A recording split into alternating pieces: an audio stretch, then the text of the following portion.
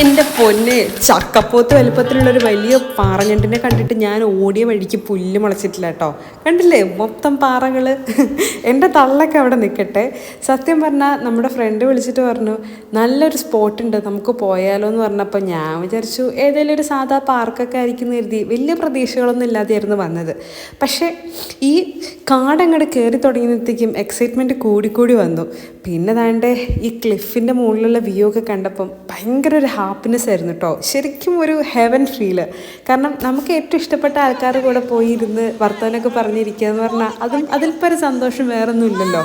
അപ്പോൾ വേണ്ടേ നമ്മളെല്ലാവരും കൂടി നാരായണത്ത് വന്നിട്ട് പരിപാടികൾ കല്ലെറിയുക, വീണ്ടും എറിയുക, ഈ പരിപാടിയൊക്കെ ചെയ്ത് വന്നപ്പം വല്ലാണ്ട് അങ്ങോട്ട് ക്ഷീണിച്ചു. ഒന്ന് തൊണ്ട നനയ്ക്കാമെന്ന് കരുതി ഈ വാട്ടർഫോളിൻ്റെ അടുത്ത് തന്നെ ഒരു പഴയ വിൻറ്റേജ് പബ്ബുണ്ട്.